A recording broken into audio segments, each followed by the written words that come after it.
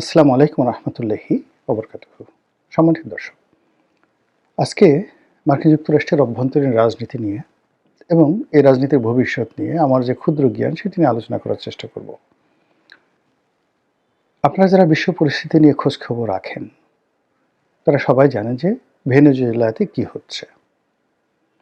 সেখানে Donald Trump তার অপছন্দের মানুষ ভেনেজুয়েলার প্রেসিডেন্টকে ধরে নিয়ে আসলেন, আর তার পছন্দের মানুষ নোবেল বিজয়ী মাসাদো অথবা পুরো আমেরিকান কোনো একটি পক্ষকে সেখানে ক্ষমতায় বসানোর জন্য তিনি প্রাণান্ত চেষ্টা করে যাচ্ছেন। আর ইতিমধ্যে ঘোষণা দিয়েছেন যে ভেনেজুয়েলার যে সকল রাষ্ট্রীয় সম্পত্তি রয়েছে, তেল, ডলার, স্বর্ণ যা কিছু আছে রয়েছে, সেগুলোর উপর আমেরিকার কর্তৃত্ব থাকবে একছত্র। অন্যদিকে ভেনেজুয়েলার পরিণতি বরণ করতে হবে কিউবাকে, তিনি নির্দিষ্ট সময় বেঁধে দিয়েছেন। তারপর অন্যান্য যে সকল রাষ্ট্র রয়েছে, পানামা সহ অন্য যে সকল রাষ্ট্র রয়েছে, সকলকে তিনি হুমকির উপর রেখেছেন। ইউরোপের ঘুম হারাম করে দিয়েছেন। ন্যাটো ভেঙে পড়ার উপক্রম হয়েছে এবং তিনি গ্রিনল্যান্ড ছলে বলে কৌশলে দখল করার চেষ্টা করে যাচ্ছেন। এরপরে ল্যাটিন আমেরিকা থেকে এসে ইউরোপ থেকে আপনি যদি এখন উত্তর আফ্রিকা, মধ্যপ্রাচ্য এই এলাকাতে ঢুকেন, সেখানেও তিনি বিশ্বকে অশান্ত করে ফেলেছেন। সৌদি আরবের সঙ্গে সংযুক্ত আরব আমিরাতের নতুন করে সংঘাত শুরু হয়েছে। সিরিয়াতে নতুন করে সংঘাত শুরু হয়েছে। সিরিয়াতে এই মুহূর্তে যে সরকার কাজ করছে, আমেরিকান ব্যাক সরকার, সেই সরকারের বিরুদ্ধে বাশার আল আসাদ, তার যে অনুগত 40,000 সৈন্য, তারা নতুন করে যুদ্ধ শুরু করেছে এবং পেছনে তুরস্ক, ইরান এবং রাশিয়া আগের মতো মদদ দিচ্ছে। অন্যদিকে ইরানে প্রচণ্ড বিক্ষোভ হচ্ছে। শত শত শহরে, বন্দরে, নগরে নজিরবিহীন বিক্ষোভ ছড়িয়ে পড়ছে। বিক্ষোভকারীরা অস্ত্র হাতে তুলে নিয়েছেন। অন্যদিকে সরকারের যারা সমর্থক, লক্ষ লক্ষ নাগরিক, তারাও রাস্তায় নেমে এসেছে আমেরিকার সেই বিরুদ্ধে এবং আয়াতুল্লাহ আলী খামেনির পক্ষে। অন্যদিকে মিস্টার ডোনাল্ড ট্রাম্প সরাসরি হুমকি দিয়েছেন যে তিনি ইরানের যে বিক্ষোভরত জনগণ রয়েছেন তাদের পক্ষে আছেন এবং কোনো কারণে যদি ইরানের বর্তমান সরকার বিক্ষোভকারীদের উপর জোর জবরদস্তি করে, গুলি চালায়, নির্বিচারে আমেরিকা ইরানের উপর আক্রমণ চালাবে এবং এই আক্রমণকে ম্যাটেরিয়ালাইজ করার জন্য, মনিটাইজ করার জন্য ইরানের সাবেক শাহ রেজা শাহ পাহলভি, তার ছেলে, তিনি বিদেশে বসে মোচে তা দিচ্ছেন এবং জনগণকে উদাত্ত আহ্বান জানাচ্ছেন এবং সেই রেজা শাহ পাহলভির যে বংশধর যারা আছেন, যে নিয়ে আছেন, তিনি ভবিষ্যতে ইরানের শাহ বা সম্রাট হওয়ার জন্য তিনি চেষ্টা চালাচ্ছেন এবং তার অনুগত যারা লোকজন রয়েছেন তারা আবার ইরানকে রাজতন্ত্রে ফিরিয়ে আনার জন্য চেষ্টা করছেন। এবার আপনি ভারতবর্ষের দিকে আসেন। বাংলাদেশে এই মুহূর্তে আমেরিকার আধিপত্য কোন পর্যায়ে এটা নতুন করে বলার দরকার নেই। ভারতে তারা রীতিমতো আক্রমণ করতে চাচ্ছে, অর্থনৈতিক এবং প্রয়োজন হলে তারা সামরিক আক্রমণ করবে এবং তারা ভারতকে খণ্ড বিখণ্ড করার জন্য পাকিস্তানের সহযোগিতা নিয়ে, বাংলাদেশের সহযোগিতা নিয়ে তারা সর্বোচ্চ চেষ্টা করবে। তারা মায়ানমার একটা নতুন রাষ্ট্র গঠন করতে চাচ্ছে, ভারতের 7 সিস্টার তছনছ করে দিতে চাচ্ছে, নরেন্দ্র মোদীকে ক্ষমতাচ্যুত করতে চাচ্ছে, ইত্যাদি আরও অনেক কিছু। এর বাইরে উগ্রপন্থী আমেরিকান যারা আছেন তারা বলা বলি করছেন যে যদি মাদুরোর মতো, মানে ভেনেজুয়েলার প্রেসিডেন্ট মাদুরোর মতো যদি কোনো অবস্থাতে ভ্লাদিমির পুতিনকে ধরে আনা যায়, তাহলে পৃথিবীকে 100 বছর শাসন করতে পারবে আমেরিকা নিশ্চিন্তে। তো এই যে খবর, এই খবরের মধ্যে যদি কেউ বলে যে আমেরিকাতে গৃহযুদ্ধ শুরু হয়ে যাবে, তাহলে তো বাইরে যারা থাকেন, যারা ভিতরের অভ্যন্তরীণ বিষয়াদি জানেন না, তারা নিঃসন্দেহে বলবেন যে এটা একটা ফাজলামো কথা, একটা পাগলের প্রলাপ।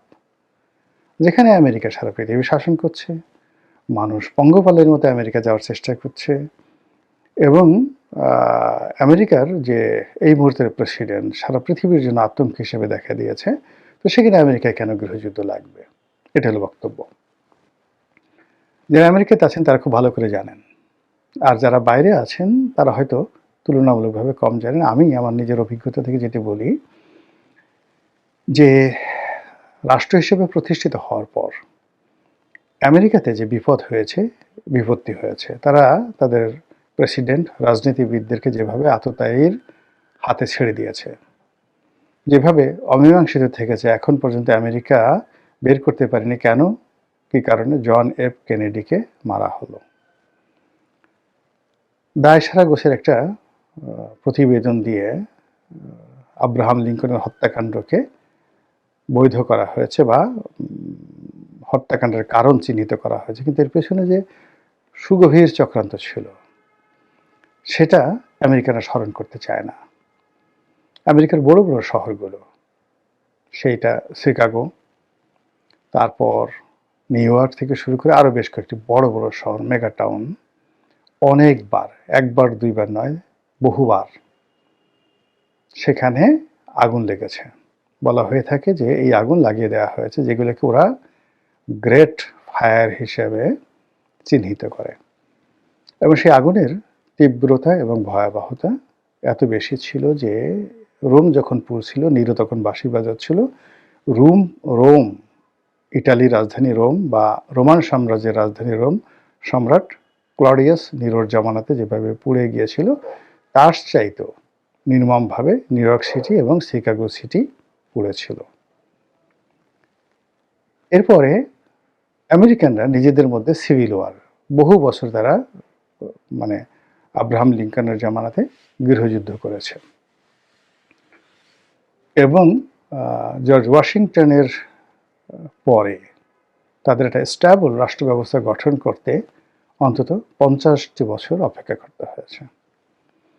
তারা বেশ কয়েকবার বড় কয়েকটি মহামন্দার মধ্যে পড়েছে।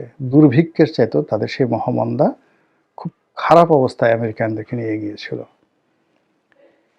প্রথম মহাযুদ্ধের পর রাতারাতি তারা এত ধনী হয়ে পড়ে, 1933 সালের মধ্যে তাদের ধন সম্পদ প্রাচুর্য অকল্পনীয়। কিন্তু এরপরে শুরু হয় তাদের গ্রেট ডিপ্রেশন, একেবারে রাস্তার ফকির হয়ে যায়। এবং সেই ফকিরি থেকে বাঁচার জন্য আবার দ্বিতীয় বিশ্বযুদ্ধ তাদের জন্য অনিবার্য হয়ে পড়ে। এবং সেই দ্বিতীয় বিশ্বযুদ্ধের অর্থ দিয়ে তারা মোটামুটি 60-এর দশকে 15 বছর পরে তারা আবার সহনশীল অবস্থায় পৌঁছে। আর এখন তাদের মোট ঋণের পরিমাণ হল $13 ট্রিলিয়ন অভ্যন্তরীণ মার্কেটে।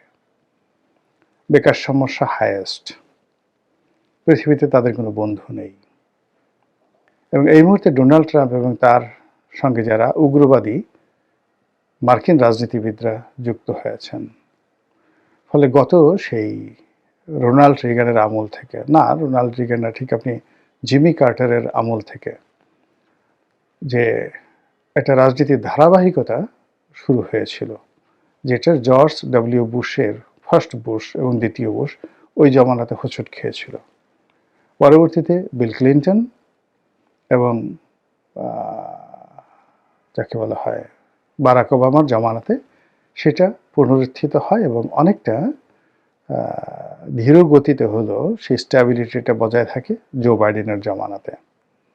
কিন্তু ডোনাল্ড ট্রাম্পের জমানাতে এসে মার্কিন উগ্রবাদ, মার্কিন সাম্রাজ্যবাদ, তার সঙ্গে সঙ্গে মার্কিন অর্থনীতির যে দেউলিয়াত্ব, এটা এমন একটা পর্যায়ে পৌঁছে গিয়েছে, সেই যন্ত্রণা থেকে, অবস্থা থেকে বাঁচার জন্যে মিস্টার ডোনাল্ড ট্রাম্প এবং তার সাথে যারা লোকজন রয়েছেন তারা যুদ্ধ বাজাতে চাচ্ছেন, পাগলের মতো তারা যুদ্ধ বাজাতে চাচ্ছেন। এছাড়া মার্কিন অর্থনীতি এই মুহূর্তে পুনরুত্থান করা সম্ভব নয়, অর্থনীতিকে তার স্বাভাবিক গতিতে ফিরিয়ে আনা সম্ভব নয়। যুদ্ধ লাগতে হবে, তেল সম্পদের উপর আধিপত্য লাগবে, বিশ্বের সোনা দানা যা কিছু আছে সব লুণ্ঠন করতে হবে এবং বিশ্বের যে সকল ফরেন রিজার্ভ আছে সেগুলো তাদের কর্তৃত্বে আনতে হবে। এই কাজের জন্য তারা মরিয়া হয়ে পড়েছে এবং সেই কাজটি যদি তারা না করতে পারে রাষ্ট্র হিসেবে ভেঙে টুকরো টুকরো হয়ে যাবে। এরকম একটা অর্থনৈতিক দুরবস্থার মধ্যে আমেরিকা পড়তে যাচ্ছে। এটি হলো একটা অভ্যন্তরীণ। এর বাইরে আন্তর্জাতিক অঙ্গনে তারা যে শত্রুতা তৈরি করে ফেলেছে, সারা পৃথিবী এখন আমেরিকার বিরুদ্ধে একহাট্টা। তাদের পক্ষে কথা বলার মতো কোনো দেশ নাই, কোনো বন্ধু নাই, কেউ নাই, নট এ সিঙ্গেল কান্ট্রি।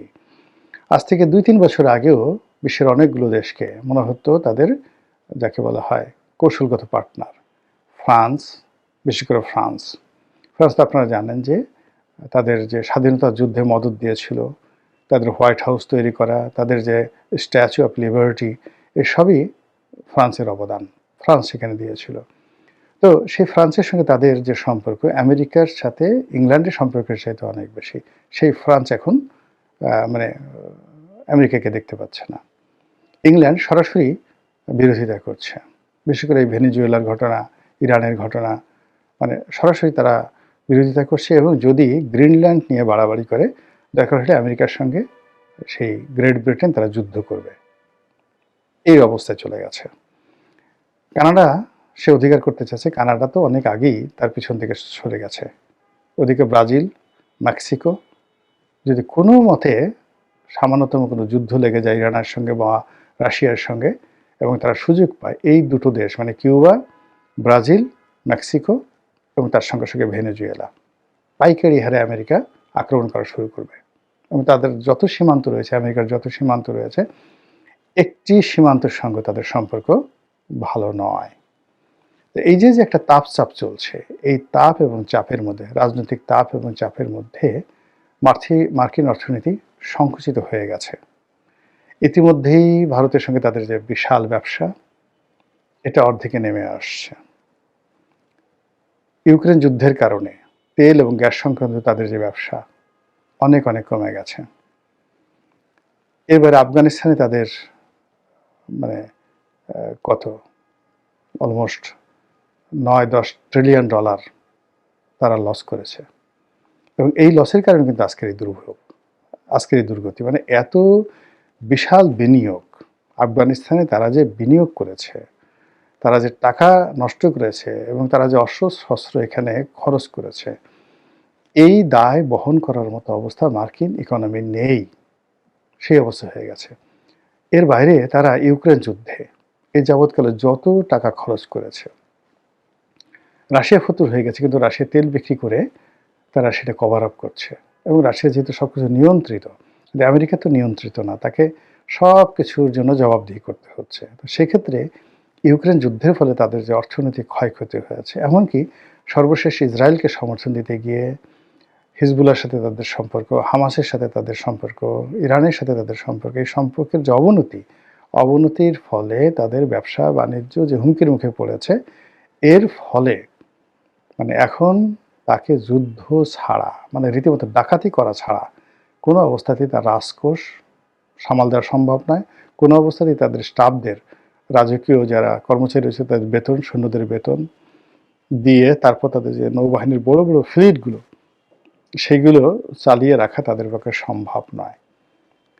আর এই যে দোদুল্যমানতা, এই দোদুল্যমানতার কারণে যে অস্থিরতা, সেই অস্থিরতা যদি একবার ইরানে যে ঘটনাটা ঘটছে এর অর্ধেক যদি আমেরিকাতে ঘটে, ডোনাল্ড ট্রাম্প 1 ঘন্টাও টিকতে পারবে না। এবং সেই দিকেই সম্ভবত আমেরিকা যাচ্ছে। আর এবং আমেরিকার এই দুরবস্থা যদি সত্যিই তৈরি হয়ে যায়, আমরা পৃথিবীর কোনো অংশ, মানে আমেরিকার যুদ্ধ মানে মহাযুদ্ধ, আমেরিকার ধ্বংস মানে আমাদের ধ্বংস, সারা পৃথিবীর ধ্বংস। আল্লাহ আমাদের এই বিপত্তি থেকে রক্ষা করুন, হেফাজত করুন। আসসালামু আলাইকুম ওয়া রাহমাতুল্লাহি ওয়া বারাকাতুহু।